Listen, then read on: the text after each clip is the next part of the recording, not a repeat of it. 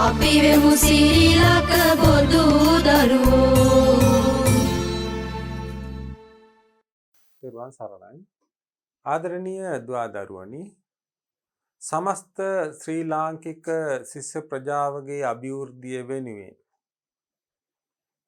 දුවදරුවන්ගේ නැනපහන් ආලෝකමත් කිරීමේ අරමුණින් DP Education සත්කාරක අධ්‍යාපන නාලිකාව තුළින් දුවදරුවනුත් මමත් අද මුණ ගැහෙන්නේ දහම් පාසල් ධර්මාචාර්ය විභාගයට අදාළ එක් විෂය කාණ්ඩයක් වන තේරවාදී බුද්ධ ධර්මයේ මූලික ඉගැන්වීම් කියන පාඩම් මාලාව යටතේ මේ වන විට දුවදරුවන්ට පැහැදිලි අපි මේ පාඩම් මාලාවේ අදියර කීපයක්ම අවසන් කරා.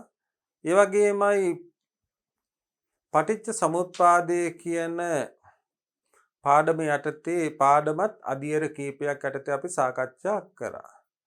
අදත් දුවදරුවනුත් මමත් බලාපොරොත්තු වෙනවා අන්න ඒ කියන පටිච්ච සමුප්පාද දෙය කියන මාතෘකාවේ තවත් එක් අදියරක් සාකච්ඡා කිරීම සඳහා මේ වන විට දුවදරුවන්ට පැහැදිලි ඇති කියලා මම විශ්වාස කරනවා. මේ පාඩම යටතේ අපි පිළිවෙලකට අනුමාතෘකා පෙළ ගස්වා ගත්තා. අනුමාතෘකා පටිච්චසමුප්පාදයේ කියන මාතෘකාව යටතේ අනුමාතෘකා කිහිපයක්ම පෙළ ගස්වා ගනිමින් තමයි සාකච්ඡා කරගෙන ආවේ. ද්වාදසාංග පටිච්චසමුප්පාදය යටතේ අදාළ අංග 12 මේ වන විට දුවදරුවනුත් මමත් සාකච්ඡා කරලා අවසන් කරා. අපි පසුගිය පාඩම් මාලාව මෙන්න මෙතනින් අවසන් කරයි කියලා දුවදරුවන්ට දැන් පැහැදිලි. එහෙමනම් දුවදරුවනි අද අපි පාඩම ආරම්භ කරන්නේ පටිච්ච සමුප්පාදයේහි අන්තර්ගත ප්‍රධාන කරුණු. පටිච්ච සමුප්පාදයේහි අන්තර්ගත ප්‍රධාන කරුණු කියන අනුමාතෘකාව යටතේ ද්වාදසාංග පටිච්ච සමුප්පාදය පිළිබඳව විවරණයක් සපයන බෞද්ධ ආචාර්යවරු එහි ඇතුළත් මූලික කරුණු මෙසේ සංග්‍රහ කොට දක්වති.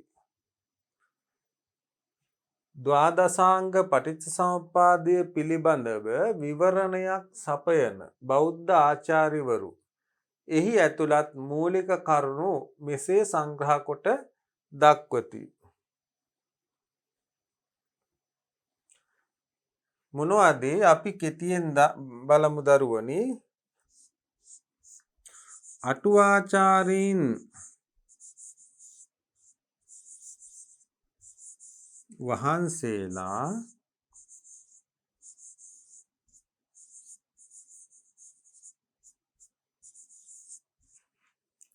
දක්වන අන්දමට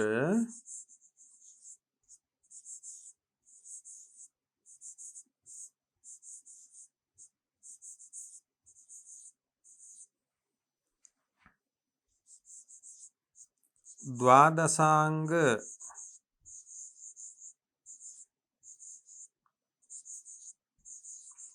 පටිච්ච සමුප්පාදය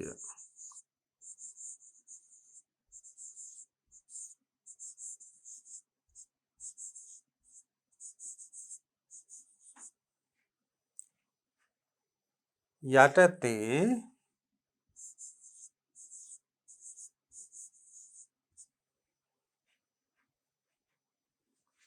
අන්තර්ගත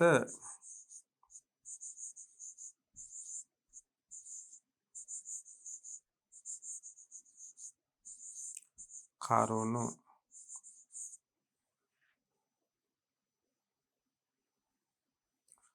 ඒවා අපි මෙහෙම කෙටියෙන් සඳහන් කරගමු දරුවනේ.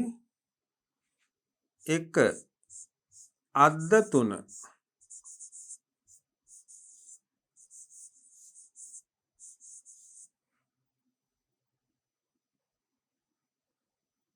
ඊළඟට අංග 12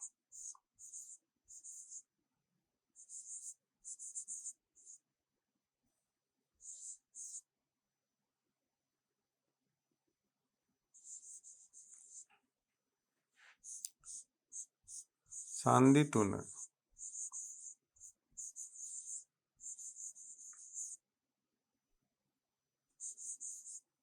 සංග්‍රහ 4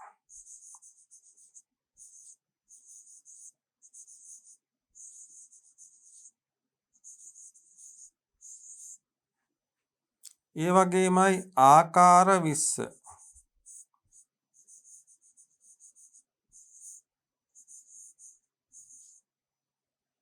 ඒ වගේමයි වට්ට 3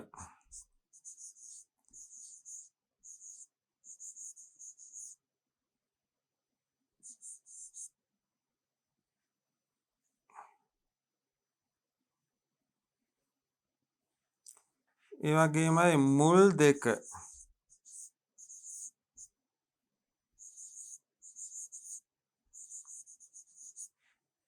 එතකොට බලන්න අටුවා ද්වාදසාංග පටිච්ච සමුප්පාදය පිළිබඳව විවරණයක් සපයන බෞද්ධ ආචාර්යවරු එහි ඇතුළත් මූලික කරුණු මෙසේ සංග්‍රහ කොට දක්වති. ඒ වගේ හිතන්න බලන්න අටුවාචාර්යන් වහන්සේලා දක්වන අන්දමට ද්වාදසාංග පටිච්ච සමුප්පාදයේ යටතේ අන්තර්ගත කරුණු මොනවාද? අද්ද 3 අංග 12 සංදි 3 සංග්‍රහ 4 ආකාර 20 වට්ට 3 මුල් 2 මෙන්න මේ කියන බෙදීම් ටික අපි ඉදිරියට සාකච්ඡා කරගෙන යන්න බලාපොරොත්තු වෙනවා. බලන්න මුලින්ම අද්ද 3 අවිජ්ජා ආදි වශයෙන් දැක්කන අංග 12 අතීත වර්තමාන අනාගත වශයෙන් කාල හෙවත් අද්ද 3කට බෙදා දක්වා ඇත.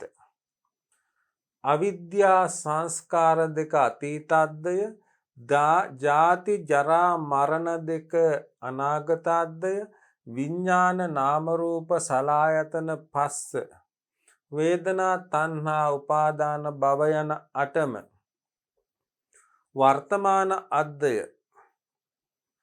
අංග 12 භාවිතාවන අන්දමට ගත් විට පිළිවෙලින් දරුවනේ මුල් 2 අතීත භවයටද මැද 8 වර්තමාන භවයටද අග 2 අනාගත භවයටද අයත් වේ.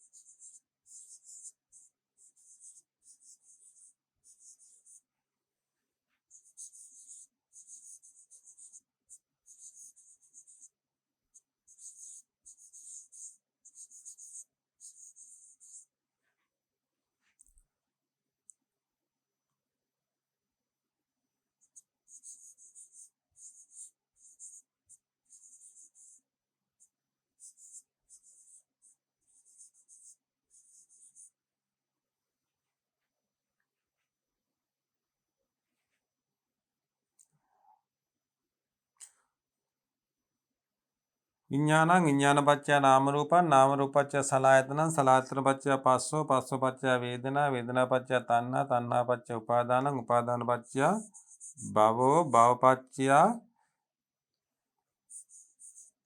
ජාති ජරා මරණ.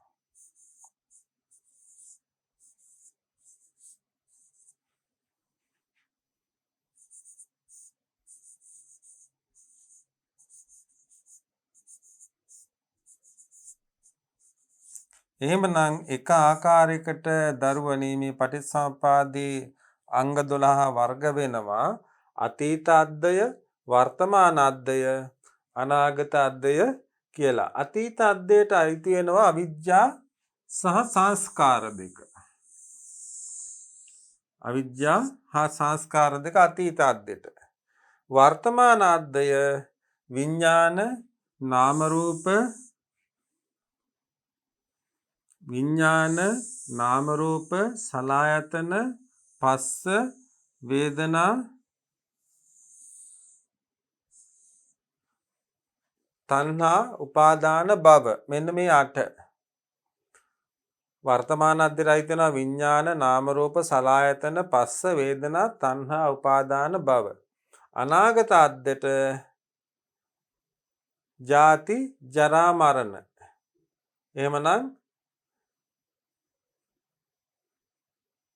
මෙතන මුල් දෙක අතීත අද්දයටද මුල් දෙක අතීත අද්දයටද මැදට වර්තමාන අද්දයටද අග දෙක අනාගත අද්දයටද අයිති වෙනවා. එහෙනම් අංග 12 මේ වෙන විට අතීත අද්දයට අංග 2යි මුල් දෙක වර්තමාන අද්දයට විඥාන නාම රූප සලආයතන පස්ස වේදනා තණ්හා උපාදාන භව කියන මැදට අවසාන දෙක අනාගත අද්දයට. එහෙනම් මේ එක බෙදීමක්. ඊළඟට තියෙනවා අංග 12. අපි දන්නවා දුවදරුවන් පැහැදිලි කරගත්තා. දැන් හොඳට මේ දේ කටපාඩමුත් ඇති කියලා මං හිතනවා. අවිජ්ජා පත්‍ය සංඛාරා සංඛාර පත්‍ය විඥානං විඥාන පත්‍ය නාම රූපං නාම රූපපත්‍ය සලආයතනං සලආයතන පත්‍ය පස්සෝ පස්සෝ පත්‍ය වේදනා වේදනා පත්‍ය තණ්හා තණ්හා පත්‍ය උපාදානං උපාදාන පත්‍ය භවෝ භව පත්‍ය ජාති ජාති පත්‍ය ජරා මරණං ශෝක පරිදේව. ශෝක පරිදේවන්න මෙතන මේ විශේෂ දැන් ද්වාදරුවන්ට ප්‍රශ්නයක් නැගෙන්න පුළුවන්. භවපත්‍ය ජාති ජාතිපත්‍ය ජරා මරණං ශෝක පරිදේව දුක්ඛ දෝමනස්ස උපායාස කියන කරුණු ගොඩක් තියෙනවා. මෙතනදී ගන්නේ භවපත්‍ය ජාති ජාතිපත්‍ය ජරා මරණ. මොකද මේ දරුවනේ ශෝක පරිදේව කියන්නේ සියලු සත්‍යයන්ටම පොදුවේ අදාළ වන දෙයක් නෙමෙයි. ඒක නිසා ජාතිපත්‍ය ජරා මරණං කියන එක සියල්ලන්ටම පොදු වෙන ලක්ෂණයක්. ඒ නිසායි මෙතන මේ සියලු කරුණු වලට වෙනම කරුණක් වශයෙන් ඒක අරගෙන නැත්තේ. දැන් එහෙනම් ද්වාදසාංග පටිච්චසමුප්පාදයේ ද්වාදරුවන්ට මතකයි මොනවාද? අවිජ්ජා පත්‍ය සංඛාරා සංඛාර පත්‍ය විඥානං විඥාන පත්‍ය නාම රූපං නාම රූපපත්‍ය සලආයතනං සලආයතන පත්‍ය පස්සෝ පස්සෝ පත්‍ය වේදනා වේදනා පත්‍ය තණ්හා තණ්හා පත්‍ය උපාදානං උපාදාන පත්‍ය භවෝ භව පත්‍ය ජාති ජාති පත්‍ය ජරා මරණං ශෝක පරිදේව දුක්ඛ දෝමනස්ස උපායාස. එහෙමනම් අර මුලින්ම බෙදුවා අද්ද තුන දැන් බෙදීමක් වුණා ද්වාදසාංග අංග 12. ඊළඟට තවත් බෙදීමක් වෙනවා සංදි 3. සංදි 3 චක්‍රයක් වශයෙන් පවත්නා වූ මෙම ධර්ම පරම්පරාව හේතුඵල සංදිය ඵල හේතු සංදිය හේතුඵල සංදිය වශයෙන් තුනක් වේ.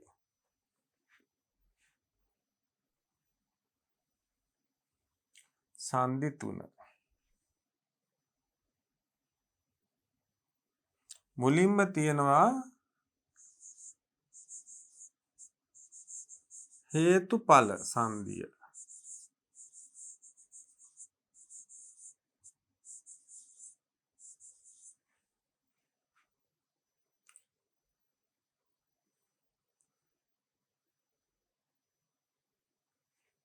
ඒ කියන්නේ අපි මෙහෙම සටහන් කරගමු. අතීත හේතු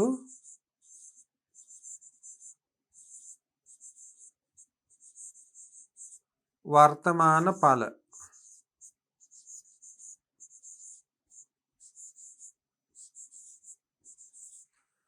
හේතුඵල සංදිය කියන්නේ අතීත හේතු වර්තමාන ඵල.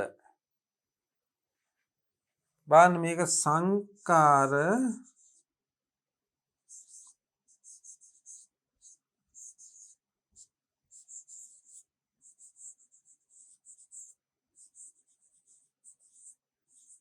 සංකාරපච්චයා විඥානං.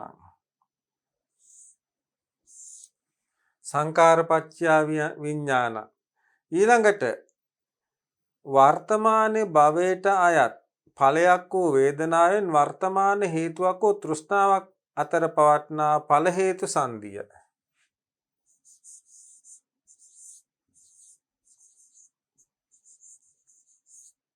ඵල හේතු සංදිය.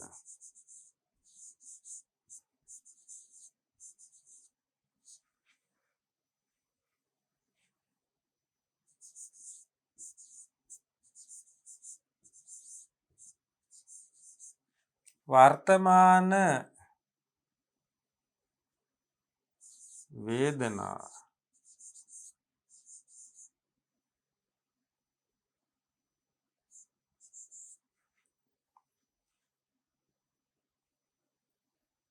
ඒ වගේමයි වර්තමාන තෘෂ්ණාව.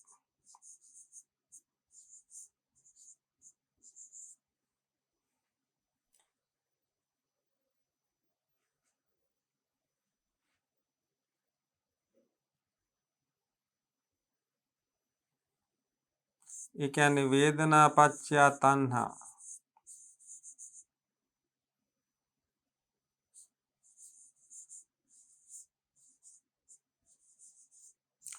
බලන්න එකක් සංදි තුනේදී හේතුඵල සංදිය. අතීත හේතුව වර්තමාන ඵලය. සංස්කාරය අතීතයි විඥානය වර්තමානයි. ඵල හේතු සංදිය. වර්තමාන වේදනාව තමයි ඵලය. වර්තමාන තණ්හාව තමයි හේතුව. එහෙනම් වේදනා තණ්හා.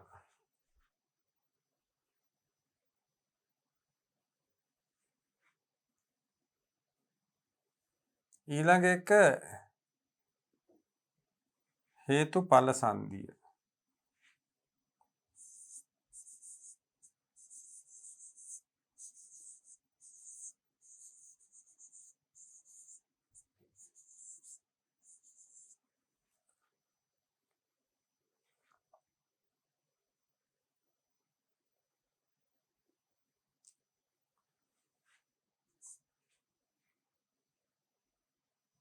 වර්තමාන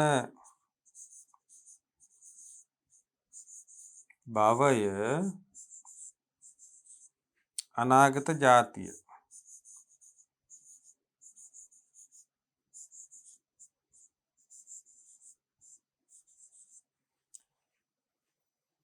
දැන් බලන්න මේ දෙස නැවතත් එකක් තියෙනවා අපි සාකච්ඡා කරා දරුවනේ මේ පටිච්චසමුපාදයේ තියෙන එක වැදගත් ලක්ෂණයක් තමයි අද්ද තුන. අතීත අද්දය, වර්තමාන අද්දය, අනාගත අද්දය. ඊළඟට අංග 12. ඒ වගේම සංදි තුන. එක සංදියක් තමයි හේතුඵල සංදිය. අනිත් සංදිය තමයි ඵල හේතු සංදිය. අනිත් එක තමයි හේතුඵල සංදිය. අතීත හේතුවත් වර්තමාන ඵලයත්. හේතුව අතීතයි වර්තමාන ඵලය. එහෙනම් සංකාරපච්චය විඥාන. ඒකට උදාහරණ සංකාරපච්චය විඥාන. දෙක හේතුඵල සංදිය, ඵල හේතු සංදිය. වර්තමාන ඵලය හේතුව වර්තමාන ඵලය. ඒ තමයි වේදනාව. ඵලය වේදනාව, හේතුව තෘෂ්ණාව. ඊළඟට හේතුඵල සංදිය. භවය වර්තමාන භවය, අනාගත ජාතිය. භවපච්චයා ජාති. එහෙනම්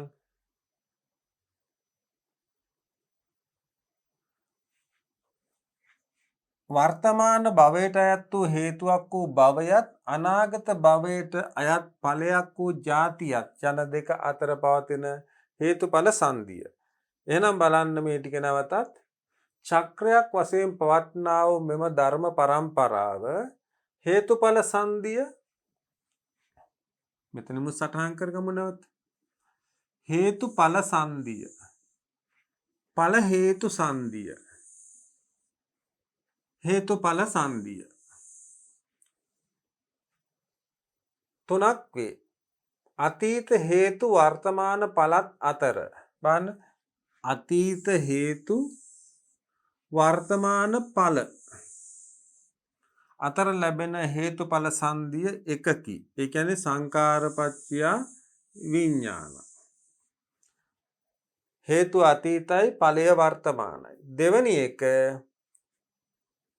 වර්තමාන භවයට අයත් ඵලයක් වූ වේදනාවත්, වර්තමාන හේතුවක් වූ තෘෂ්ණාවත් අතර පවත්නා ඵල හේතු සංදියයි. මේ ඵලය වර්තමානයි, මේකේ හේතුවත් වර්තමානයි. වර්තමාන භවයට අයත් වූ ඵලයක් වූ වේදනාවත්, වර්තමාන හේතුවක් වූ තෘෂ්ණාවත් අතර පවත්නා ඵල හේතු සංදිය. ඊළඟට වර්තමාන භවයට අයත් හේතුවක් වූ භවයත්, අනාගත භවයට අයත් ඵලයක් වූ ජාතියත් යන දෙක අතර පවතින හේතුඵල සංදිය. මේ මං කෙටි කරලා සටහන් කරේ පැහැදිලි කරගන්න අවබෝධය ලේසි නේද? හේතුඵල සංදිය අතීත හේතු වර්තමාන ඵල සංකාර විඥාන. ඵල හේතු සංදිය වර්තමාන වේදනාව, වර්තමාන තෘෂ්ණාව. හේතුඵල සංදිය වර්තමාන භවය, අනාගත ජාතිය. ඊළඟට තවත් ආකාරයකට බෙදෙනවා. දැන් බෙදුනා කොටස් තුනකට. අද්ද 3, අංග 12, සංදි 3. දැන් තියෙනවා සංග්‍රහ 4. 4 වැදෑරුම් සංක්ෂේප හැටියටද 4 වැදෑරුම් සංක්ෂේප හැටියටද 4 වැදෑරුම් සංක්ෂේප හැටියටද 4 ආකාර රාශි හැටියටද මේ හැඳින්වේ. අවිජ්ජා සංකාර 2 පළමු රාශියයි. විඥාන නාම රූප සලආයතන බලන්න පළමු රාශිය අපි මෙහෙම සටහන් කරගමු.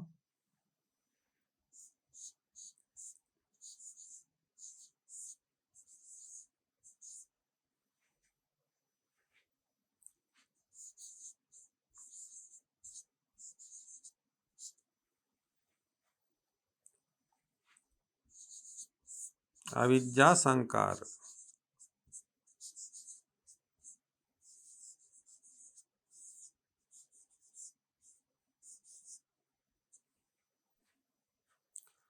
විඥාන නාම රූප සලආයතන පස්ස වේදනා.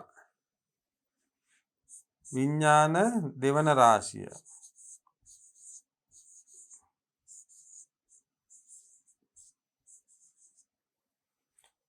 විඥාන නාම රූප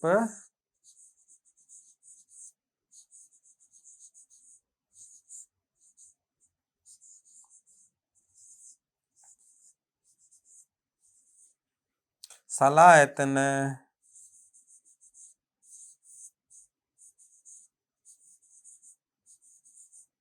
පස්ස වේදනා.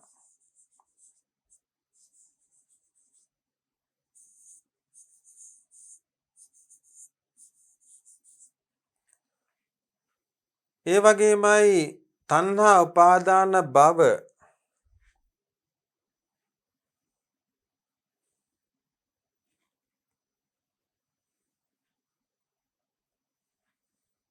තෙවන රාශිය.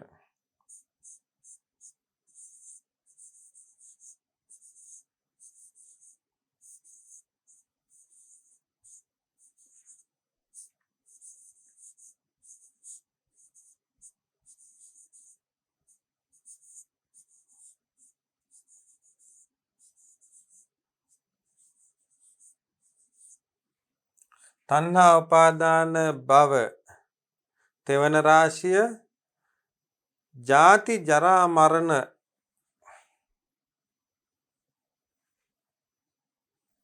හතරවන රාශිය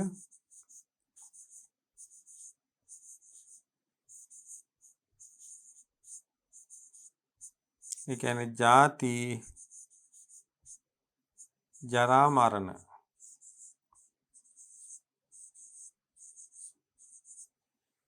දැන් බලන්න සතර වැදෑරුම් සංක්ෂේප හැටියද සතර ආකාර රාශි හැටියද සතර සංග්‍රහ සතර වැදෑරුම් සංක්ෂේප කියන්නේත් සතර ආකාර රාශි කියන්නේත් සතර සංග්‍රහ සතර කියන්නේත් එකම ආකාරයක් වෙන්නේ මේ හැඳින්නේ අවිද්‍යා සංකාර දෙක පළමු රාශිය දෙවන රාශියටයි තියෙනවා විඥාන නාම රූප සලආයතන පස්ස වේදනා තුන්වන රාශියටයි තියෙනවා තණ්හා උපාදාන භව හතරවන රාශියටයි තියෙනවා ජාති ජරා මරණ. එහෙනම් අද්ද තුන අංග 12 ඒ විදිහට සංදි තුන අද්ද තුන අංග 12 සංදි තුන සංග්‍රහ සතර කියන ආකාරයට පටිච්චසමුප්පාදයේ වර්ග කරගත්ත මේ වෙන විට. ඊළඟට තියෙනවා තවත් වර්ග කිරීමක් ආකාර 20. බලන්න අතීත හේතු 5යි. මේක නම් අපි සටහන් කරන්න අවශ්‍ය නැහැ. අතීත හේතු 5කි. ඒ තමයි අතීත හේතු අවිද්‍යාව සංස්කාර තෘෂ්ණාව උපාදාන භව. මේ තමයි අතීත හේතු. බලන්න වර්තමාන ඵල පහකි. විඥාන නාම රූප ෂඩායතන ස්පර්ශ වේදනා. මෙන්න බලන්න අතීත හේතු පහක් මෙතන තියෙනවා වර්තමාන ඵල පහක් මෙතන තියෙනවා. ඊළඟට වර්තමාන හේතු පහක් මෙතන තියෙනවා අනාගත ඵල පහක් මෙතන තියෙනවා. මොනවාද වර්තමාන හේතු පහ? තණ්හාව උපාදානය භව අවිද්‍යාව සංස්කාර. ඒ වගේ මේකේ අනාගත ඵල පහ තමයි විඥාණය නාම රූප ෂඩායතන ස්පර්ශ සහ වේදනා. එහෙමනම් පටිච්චසමුප්පාදයේ තවත් ආකාරයකට වර්ග වෙනවා දරුවනි. ඒ තමයි ආකාර 20. අතීත හේතු පහක් තියෙනවා වර්තමාන ඵල පහක් තියෙනවා. වර්තමාන හේතු පහක් තියෙනවා අනාගත ඵල පහක් තියෙනවා. එහෙනම් අවිද්‍යාව සංස්කාර තෘෂ්ණාව උපාදාන භව කියන්නේ අතීත හේතු. විඥාන නාම රූප ෂඩායතන ස්පර්ශ වේදනා කියන්නේ වර්තමාන ඵල. ඒ වගේමයි තෘෂ්ණාව උපාදාන භව අවිද්‍යා සංස්කාර කියන්නේ වර්තමාන හේතු. විඥාන නාම රූප ෂඩායතන ස්පර්ශ වේදනා කියන්නේ අනාගත ඵල. ඒක අතීතේ හේතුෝ පංච ඉදානි ඵල පංචක. ඉදානි හේතුවෝ පංච ආයතින් ඵල පංචකං.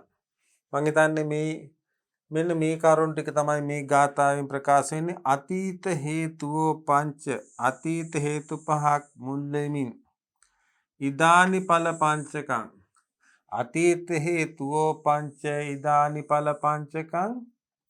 ඉදානි හේතුවෝ පංච ආයතින් ඵල පංචකං. මේ තමයි ගාථාවේ පළවෙනි දෙවෙනි තුන්වෙනි හතරවෙනි අදහස. අතීත හේතුවෝ පංච ඉදානි ඵල පංචකං. ඉදානි හේතුවෝ පංච ආයතින් ඵල පංචකං.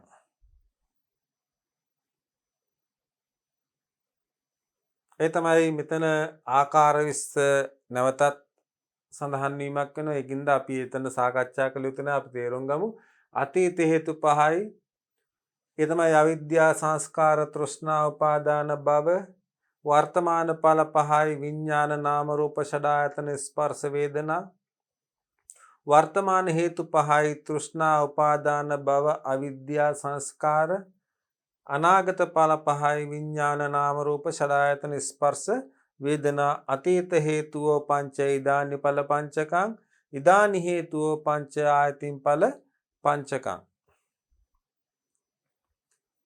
ඒ වගේමයි තවත් ආකාරයකින් වට්ට තුන කියලා මේක විග්‍රහ වෙනවා. වට්ට තුන. පටිච්ච සමුප්පාදේ අංග 12 කිලස වට්ට, කම්ම වට්ට, විපාක වට්ට යයිද විග්‍රහ කොට දැක්වේ.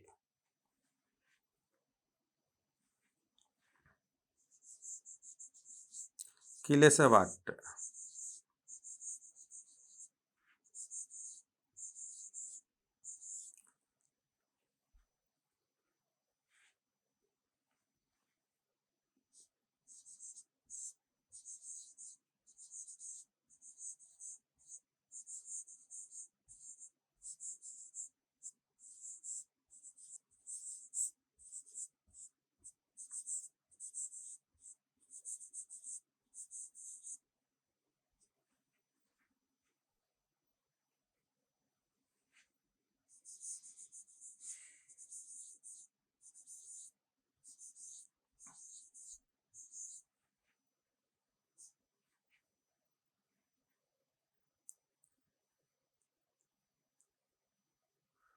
ඒ බලන්න පටිච්චසමුප්පාදයේ අංග 12 කිලස වට්ට, කම්ම වට්ට, විපාක වට්ටයයිද විග්‍රහ කොට දැක්වේ. අවිද්‍යා තෘෂ්ණා උපාදාන තුන කිලේශ වට්ට නම් අවිද්‍යා තෘෂ්ණා උපාදාන. කර්ම භව සංස්කාර දෙක කම්ම වට්ට නමි. කම්ම භව සංස්කාර.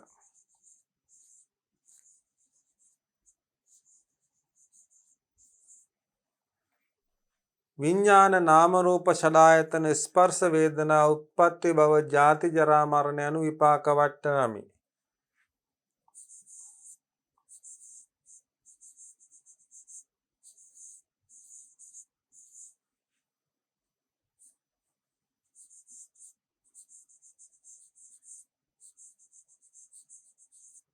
විඥාන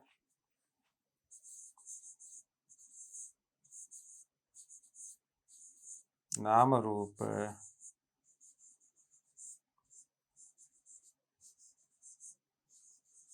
ෂඩායතන ස්පර්ශ වේදනා උත්පත්ති භව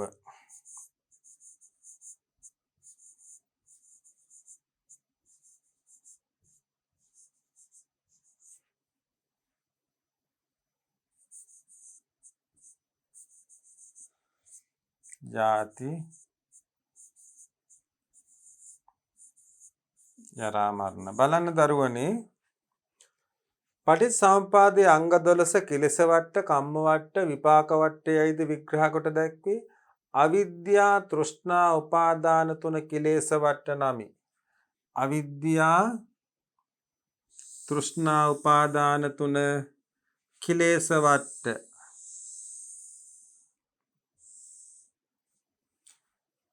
කර්ම භව සංස්කාර දෙක කම්ම වට්ට නමි. එහෙනම් කම්ම භව සහ සංස්කාර කම්ම භව සහ සංස්කාර දෙක කම්ම වට්ට නමි. ඒ වගේමයි විඥාන නාම රූප ෂඩායතන ස්පර්ශ වේදනා උත්පත්ති භව ජාති ජරා මරණ මෙන්න මේ කියන විපාක වට්ට.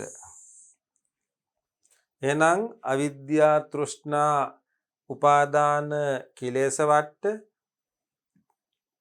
කම්ම භව සංස්කාර කම්ම වට්ට, විඥාන නාම රූප ෂඩායතන ස්පර්ශ වේදනා උත්පත්ති භව ජාති ජරා මරණ විපාක වට්ට මේ විදිහට ආකාර තුනක් වර්ග වෙනවා. එහෙමනම් අපි දැන් ආකාර කීපයක්ම කිව්වා. අද්ද තුන කිව්වා, අංග 12 කිව්වා, සංදි තුන කිව්වා. ඒ වගේමයි සංදි තුන මෙතන අපි සඳහන් කරා වට්ට තුන. ඒ විදිහට සංග්‍රහ 4 එහෙම ආකාර 20 ඒ විදිහට අපි ආකාර කීපයකටම පටිච්චසමුපාදයේ වර්ග කළා හඳුනාගත්තා. යම් ධර්ම පරම්පරාවක් කරකැවෙමින් ගොස් නැවතත් පටන්ගත් තැනටම පැමිණේ නම් එය චක්‍රයක් ලෙස හැඳින්විය හැකිය. සාමාන්‍යයෙන් දල වශයෙන් යම් පටන්ගත් දෙයක් කරකැවෙමින් ගොස් නැවත පටන්ගත් තැනටම පැමිණේ නම් ඒ චක්‍රයක් ලෙස හැඳින්විය හැකිය. එබැවින් පටිච්ච සමුප්පාදය භව චක්‍රයකි. එහෙනම් මේ පටිච්චසමුප්පාදය කියන්නේ දරුවනි භව චක්‍රය. ක්ලේශයන්ගෙන් පටන්ගෙන කර්ම හා විපාක ඇති වී නැවතද ක්ලේශයන් ඇතිවීමෙන් මුලින් ආරම්භ වූ තැනටම පැමිණේ. එබැවින් මීට වට්ට යන නාම විවහාර කෙරේ. එහෙනම් මේ වට්ට යන නම යොදන්නේ ඇයි? බලන්න ක්ලේශයන්ගෙන් පටන්ගෙන කර්ම හා විපාක ඇති වී නැවතද ක්ලේශයන් ඇතිවීමෙන් මුලින් ආරම්භ වූ තැනටම පැමිණේ. අන්න ඒ නිසයි දරුවනේ මේවට වට්ට කියලා කියන්නේ. ක්ලේශ වෘත්තයෙන් පටන්ගත් භව චක්‍රය කර්ම වෘත්ත විපාක වෘත්තයන් පසුකොට යලිත් ක්ලේශ වෘත්තයටම පැමිණේ. අරහත් මාර්ගඥානයෙන් බලන්න මෙහෙම හිතන්නකෝ.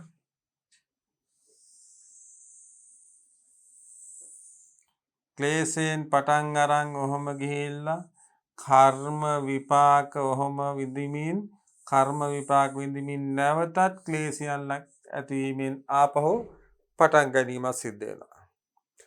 අරහත් මාර්ගඥානයෙන් කෙලෙසුන් නැසන තුරු සත්‍යයා භව චක්‍රේ ඔබම ඔබ හැසිරෙයි. එහෙනම් අරහත් ඥානයෙන් කෙලෙසුන් මේ කහට කෙලෙස් නැති කරන තාක්කල් වෙන මේ සත්‍යයා සසර චක්‍රය භව චක්‍රය ඔබම ඔබ සැරිසරයි. එහෙ මෙහෙ සැරිසරනවා. අරහත් මග නුවණ නැමැති පොරවෙන් අරහත් මග නුවණ නැමැති පොරවෙන් එම කෙලෙස් සිඳ බිඳ දැමුවහොත් හෙතෙම නැවත මේ භව චක්‍රේ නූපදින්නේය. එහෙනම් අරහත් මාර්ගය පැහැදිලි පියුතුරු මාර්ගයක් කරගන්නා තාක්කල් එහෙම කරගත්තොත් මෙන්න මේ සංසාර චක්‍රයේ ආය ඉපදෙන්නේ නැහැ. එහෙනම් මෙතන පැහැදිලි කරනවා දරුවනේ අපෝ පැහැදිලි කරගමු. යම් ධර්ම පරම්පරාවක් කරකැවෙමින් ගොස් නැවතත් පටන්ගත් තැනටම පැමිණේ නම් එය චක්‍රයක් ලෙස හැඳින්විය හැකිය. එබැවින් පටිච්ච සමුප්පාදය භව චක්‍රයකි. ක්ලේශයන්ගෙන් පටන්ගෙන කර්ම හා විපාක ඇති වී නැවතද ක්ලේශයන් ඇතිවීමෙන් මුලින් ආරම්භ වූ තැනටම පැමිණේ. එබැවින් මීට වට්ට යන නාමය ව්‍යවහාර කෙරේ.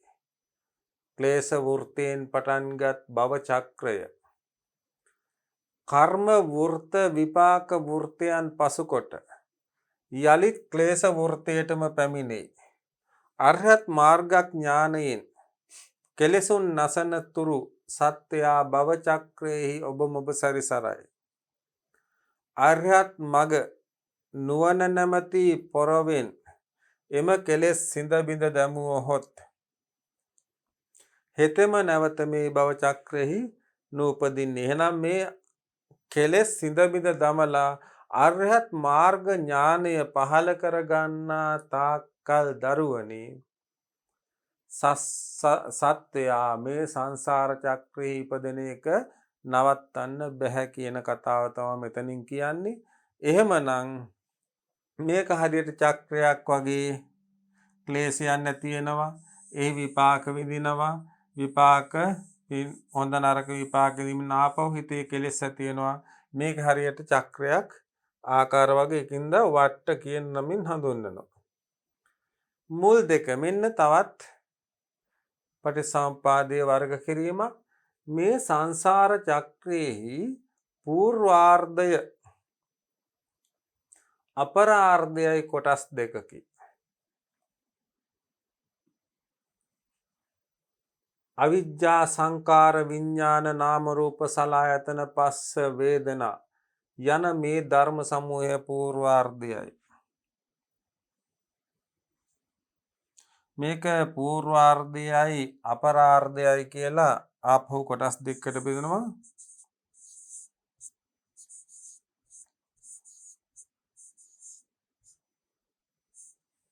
පූර්වාර්ධය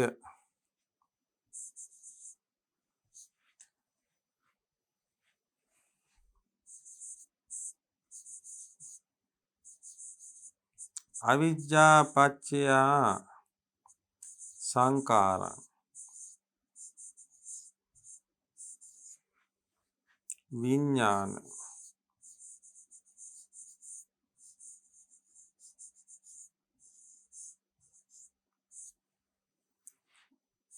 නාම රූප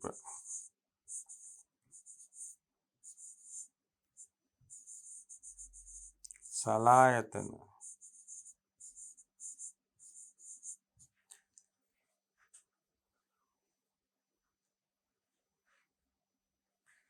අවිජ්ජා සංකාර විඥාන නාම රූප සලආයතන පස්ස වේදනා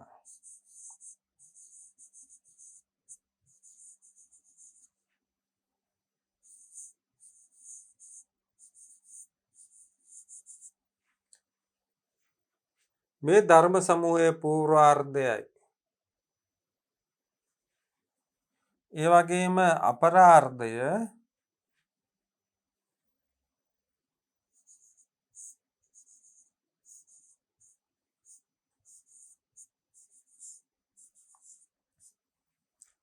තණ්හා උපාදාන භව ජාති ජරා මරණ.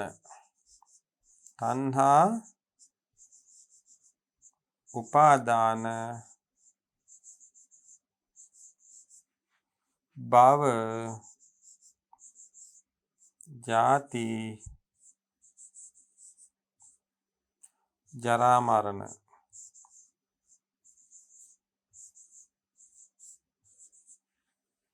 බලන්න මුල් දෙක මේ සංසාර චක්‍රයේ පූර්වාර්ධය අපරාර්ධය යයි කොටස් දෙකකි. අවිජ්ජා සංකාර විඥාන නාම රූප සලආයතන පස්ස වේදනා යන මේ ධර්ම සමූහය පූර්වාර්ධයයි. තණ්හා උපාදාන භව ජාති ජරා මරණ යන ධර්ම සමූහය අපරාර්ධයයි. මෙයින් පූර්වාර්ධය පටන් ගැනෙනුයේ අවිද්‍යාවෙනි. බලන්න පූර්වාර්ධය පටන් ගන්නේ අවිද්‍යාවෙන්.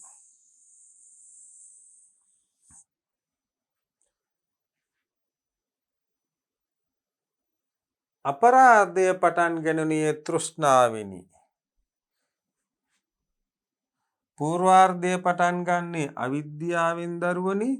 අපරාර්ධය පටන් ගන්නේ තෘෂ්ණාවෙන්. එබැවින් අවිද්‍යා තෘෂ්ණා දෙක පටිච්ච සමුප්පාදයේ මුල් දෙක හැටියට සැලකේ. එහෙනම් මේක පූර්වාර්ධය පටන් ගන්නේ අවිද්‍යාවෙන්, අපරාර්ධය පටන් ගන්නේ තණ්හාවෙන්. මේ දෙක පටිච්ච සමුප්පාදයේ මුල් දෙක.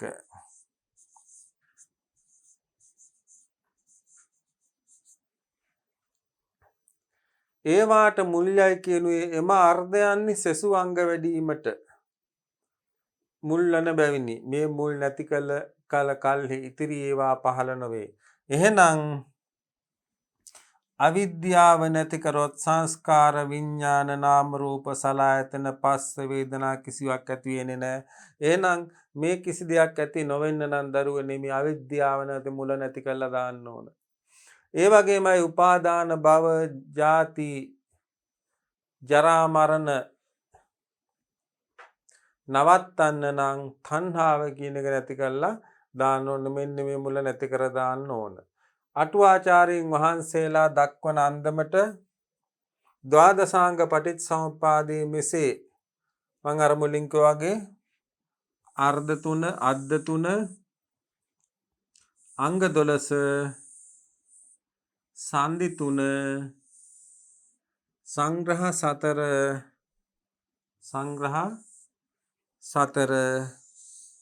ආකාර 20 වට්ට 3 මුල් 2 ආදි වශයෙන් දැක්විය හැකිය. එහෙනම් ද්වාදරුව දැන් දන්නවා. මම මුලින්ම පැහැදිලි කරා පටිසම්පාදේ යටතේ කතා කරනකොට අද්ද 3 අංග 12 සංදි 3 සංග්‍රහ 4 ආකාර 20 වට්ට 3 මුල් 2 කියන ආදි වශයෙන් ඒ කරුණ ටික සාකච්ඡා කරනවා කියලා. ඒ වගේම අපි සාකච්ඡා කරා අද්ද 3 කතා කරා, අංග 12 කතා කරා, සංදි 3 කතා කරා, සංග්‍රහ 4 කතා කරා, ආකාර 20 කතා කරා, වට්ට 3 කතා කරා, මුල් 2 පිළිබඳව සාකච්ඡා කරා. අවිද්‍යාව මුල් වීම හා චක්‍රාකාර පැවැත්ම. එහෙමනම් අවිද්‍යාව කියන්නේ මොකක්ද කියන එක ද්වාදරෝ දැන් පැහැදිලිවම දන්නවා. චක්‍රාකාර පැවැත්ම කියන්නේ රියසකක් මෙන්, රෝදයක් මෙන්, චක්‍රයක් මෙන් යන පැවැත්ම. පටිච්ච සමුප්පාද ධර්මය පිළිබඳව ඉගෙනීමේදී අපගේ සැලකිල්ල යොමු කළ යුතු, අප විමසිලිමත්ව තේරුම් ගත යුතු කරුණු කීපයක් ඇත. ඉන් එක් කරුණක් නම් ද්වාදසාංග පටිච්චසමුප්පාදේ අවිද්‍යාව මුලට ගැනීමයි. එහෙනම් ද්වාදසාංග පටිච්චසමුප්පාදේ පිළිබඳ ඉගෙන ගන්නකොට වැදගත් කාරණයක් වෙනවා අවිද්‍යාව මුලට ගැනීම.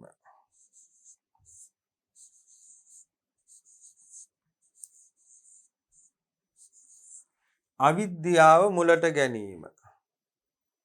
ඉන් අදහස් කරන්නේ ප්‍රකෘතිවාදීන් කියන අන්දමට ප්‍රකෘතිය මෙන් හෝ, ප්‍රකෘතිය කියන්නේ යම්කිසි ඕනෑම දෙයක මුල් ස්වභාවයනේ.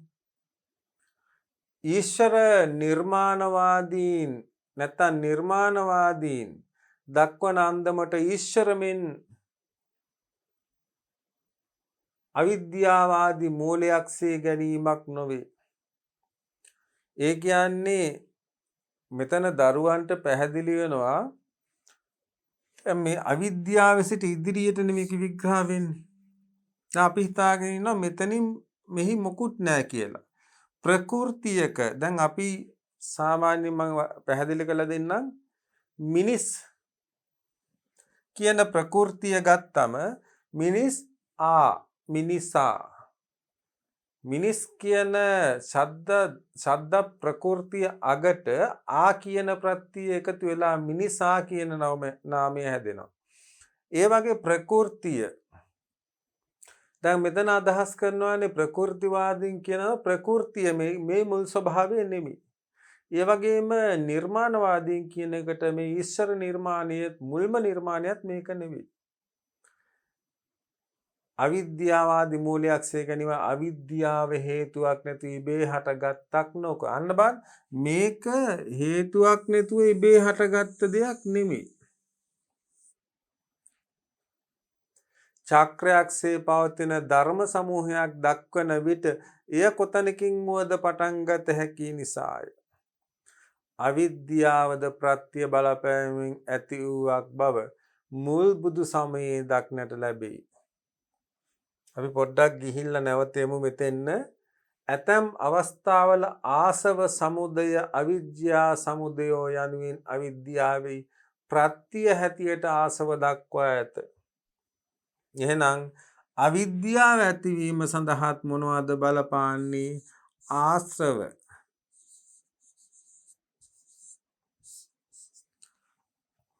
හේතුඵලවාදයේ මුල්ම කරුණ වෙනකොට ලෙස අවිද්‍යාව ගෙනාවට අවිද්‍යාව ඇතිවීම සඳහාත් බලපාන දෙයක් තියෙනවා. ඒකයි මේ කිව්වේ ආසව සමුදය අවිද්‍යා සමුදයෝ. ආසව බලපාන අවිද්‍යාව ඇතිවීම සඳහා. එහෙනම් මෙතනින් පැහැදිලි වෙනවා දරුවන්ට පටිච්ච සමුප්පාද ධර්මය පිළිබඳව ඉගෙනීමේදී අපගේ සැලකිල්ල යොමු කළ යුතු අප විමසිලිමත්ව තේරුම් ගත යුතු කරුණු කීපයක් ඇත. ඉන් එක් කරුණක් නම් ද්වාදසාංග පටිච්ච සමුප්පාදයේ අවිද්‍යාව මුලට ගැනීමයි. ඉන් අදහස් කරන්නේ ප්‍රකෘතිවාදීන් කියන අන්දමට ප්‍රකෘතිය මෙන් හෝ නිර්මාණවාදීන් දක්වන අන්දමට ඊශ්වර මෙන් අවිද්‍යාදි මූලයක්සේ ගැනීමක් නොවේ. අවිද්‍යාව හේතුවක් නැතිව ඉබේ හටගත්තක් නොව. මෙන්න මේ අවිද්‍යාව හේතුවක් නැතිව ඉබේ හටගත්තක් නෙමෙයි. චක්‍රයක්සේ පවතින ධර්ම සමූහයක් ගැන දක්වන විට එය කොතනකින් වුවද පටන් ගත හැකි නිසාය. අවිද්‍යාවද ප්‍රත්‍ය බලපෑමක් ඇති වූවක් බව මුල් බුදු සමයේ දක්නට ලැබේ. එහෙනම් අවිද්‍යාවත් ඇති වුණේ යම්කිසි ප්‍රත්‍යයක බලපෑමෙන් කියලා මුල් බුදු සමයේ සඳහන් වෙනවා. කොහොමද?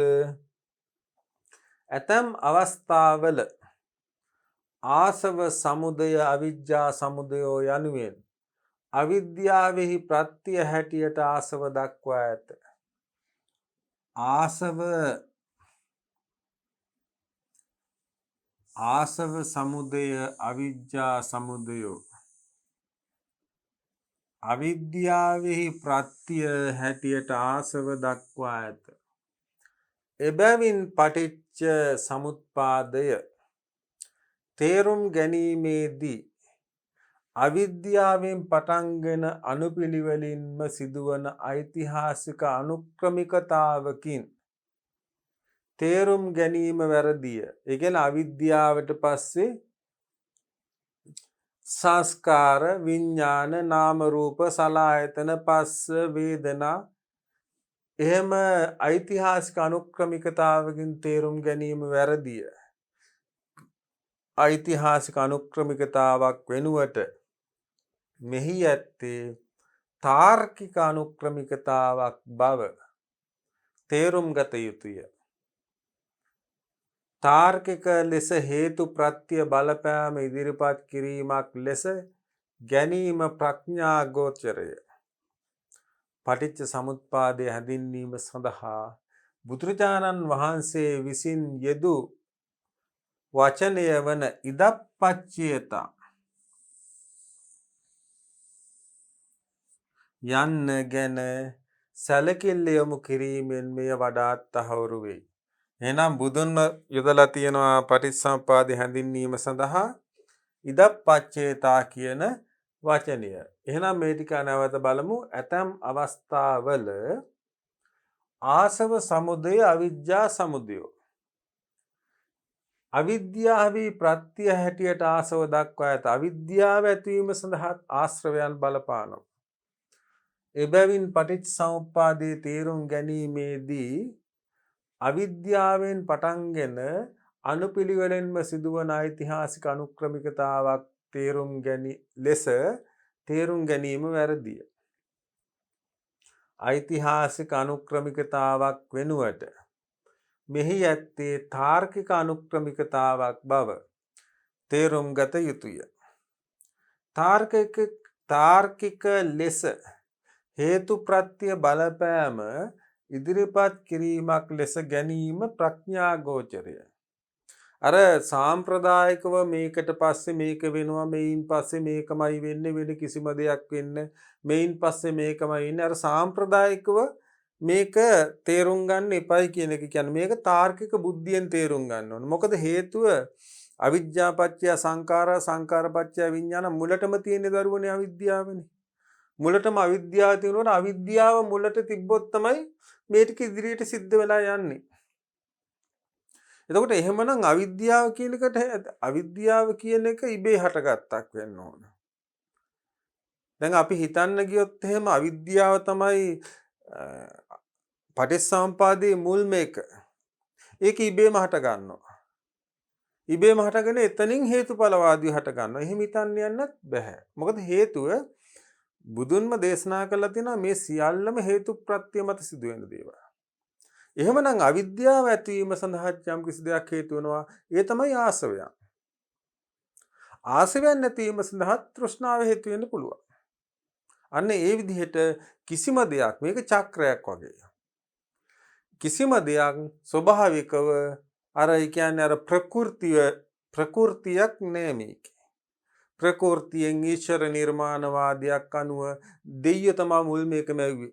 එතින් තමයි මේක යන්නේ. ප්‍රකෘතිය තමයි මේක. එහෙම සම්මතයක් තියෙනවා. එතින් තමයි මේ දේ යන්නේ. එහෙම සම්මතයක් නැහැ මේකේ. මොකද මේක හේතුඵලවාදී.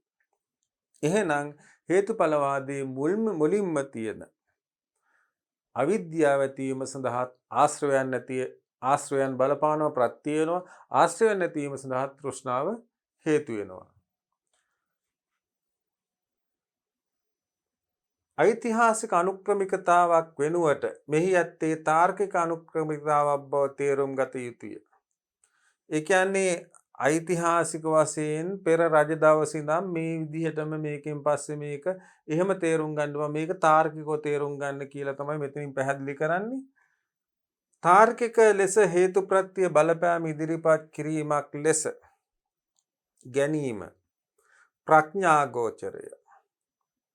පටිච්චසමුප්පාදය හැඳින්වීම සඳහා බුදුරජාණන් වහන්සේ විසින්ම යෙදූ වචනය වන ඉදප්පච්චේතා යන්න ගැන සැලකිලි යොමු කිරීමෙන් මේ වඩාත් තහවුරු වෙයි.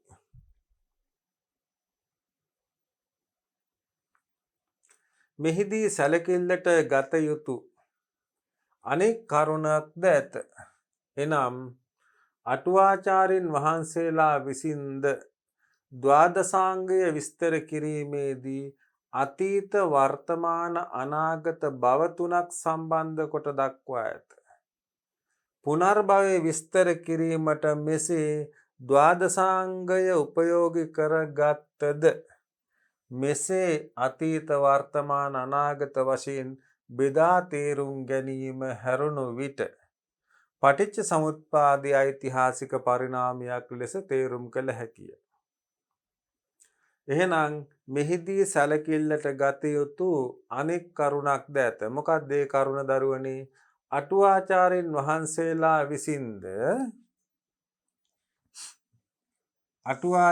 වහන්සේලා විසින්ද ද්වාදසාංගය විස්තර කිරීමේදී කියන අංග 12 විස්තර කිරීමේදී අතීත වර්තමාන අනාගත භව තුනක් සම්බන්ධ කොට දක්වා ඇත.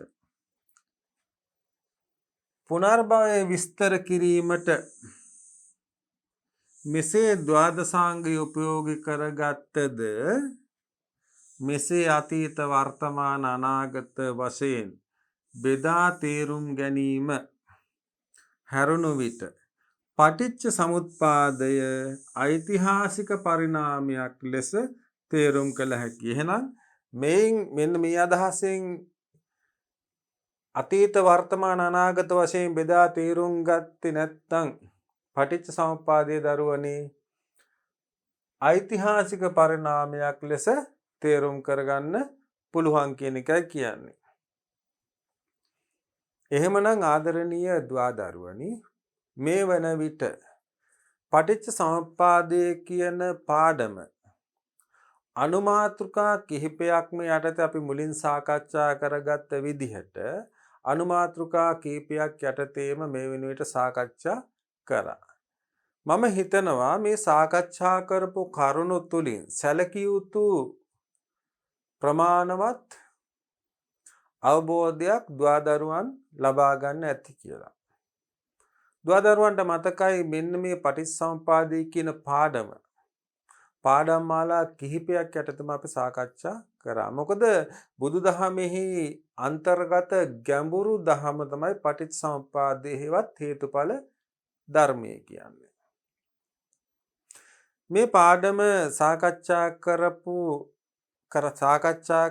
කරගෙන ආපු ගමන් මාර්ගයේ දෙස නැවත පොඩ්ඩක් හැරිලා බැලුවොත් දුවදරුවන්ට මතකයි මුලින්ම බුද්ධ කාලීන ಭಾರತයේ හේතුඵලවාදය කුමන ආකාරයටද විග්‍රහ කරලා තිබුණේ? සයංකතවාදය, පරංකතවාදය, සයංකත පරංකතවාදය, අසයංකාරං අපරංකාරවාදය කියලා අපි සාකච්ඡා කරා.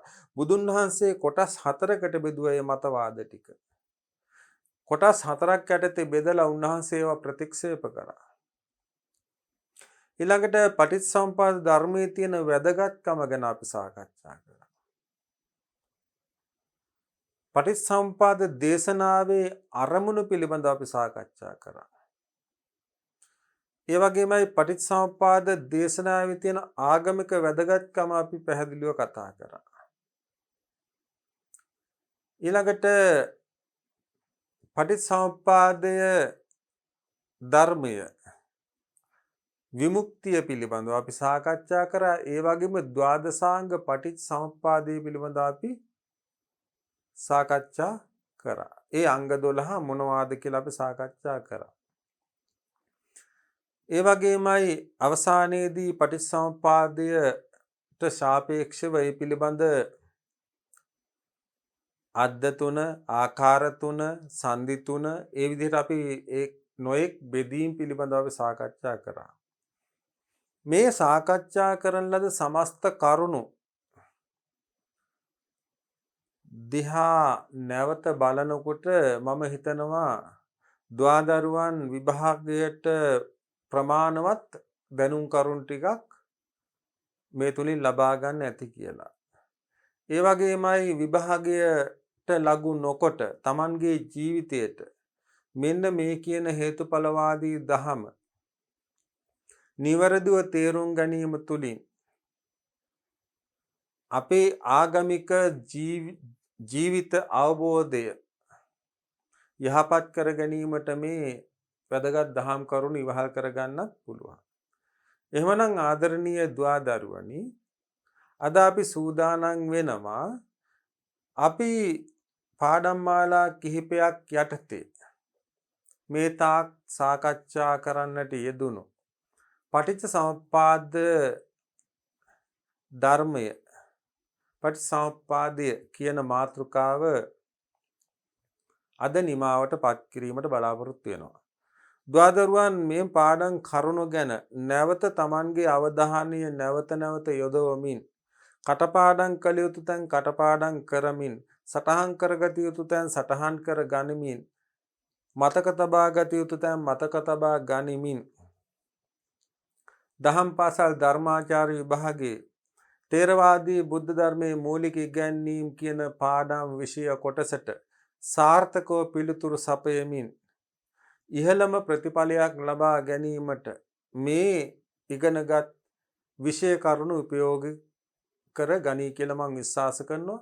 ඒ වගේම දුවදරුවන්ගේ ජීවිතයට මේ දහම් කරුණු ආදේශ කර ගනිමින් Tamanගේ ජීවිතය යහපත් කර ගැනීමටත් මෙය පිටුහලක් වෙයි කියලා මං විශ්වාස කරනවා. එහෙමනම් දුවදරුවනි නැවත අලුත් පාඩමක් තුලින් දුවදරුවනුත් මමත් මුණ ගැහෙන තුරු සියලු දෙනාට තෙරුවන් සරණයි. සබ්බදානං ධම්මදානං ජිනාති. සියලු දානයන්ට වඩා ධර්ම දානය උතුම් වන්නේය යන උතුම් බුදු වදන පසක් කරමින් දහම් පාසල් අධ්‍යාපනය ලබන සුවහසක් දුවදරුවන්ගේ දහම් ඇස විවර කරමින් සම්බුද්ධ ශාසනයේ චිරස්ථිතිය උදෙසා ධම්මික පෙරේරා ෆ්‍රැසිලා පෙරේරා පදනම මගින් සිදු කෙරෙන මහඟු සමාජ සත්කාරයයි අපි වෙමු ටීපී සීලක දහම් බොදු පාසල් දරුවෝ. අධ්‍යාපනය.